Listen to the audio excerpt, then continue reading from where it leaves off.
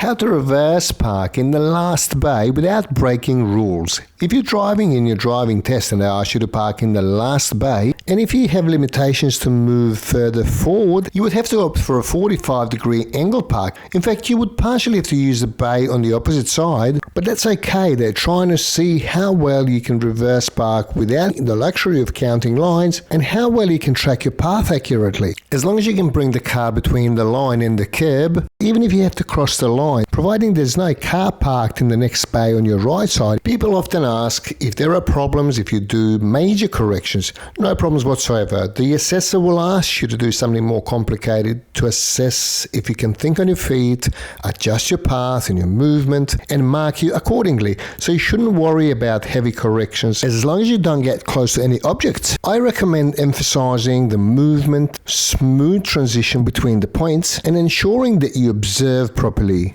Not many people who fail in parking sections fail for parking crooked. They usually fail for lack of observation and also for erratic movement. So prioritize those two.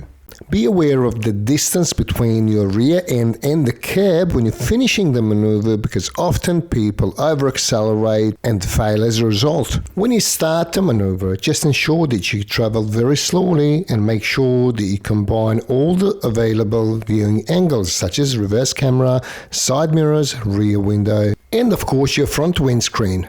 Often people believe that you will fail your driving test if you cross the line. Think of the lines as a guide to get your car parked as good as possible. You definitely won't fail your driving test as long as you don't get close to any objects. I strongly recommend that you communicate with the assessor as you reverse park, because a bit of a common trick can convey your perspective to the assessor. Now, what about static steering? When you're doing this type of maneuver, you have to do a bit of static steering. If you have to do a static steering, make sure you don't do it for longer than 2 seconds. You have to see any changes to the trajectory of your vehicle. Standing for too long and dry steering always makes the job more difficult because you don't intercept the changes to the movement and trajectory of a vehicle, which makes it more likely that you make an error. So ensure that you see what your steering is doing to the trajectory of the vehicle. If the assessor asks you to do this maneuver, don't assume they want to fail you. As always, feel free to ask any questions in the comment section below. Thanks for watching, and I'll catch you next time.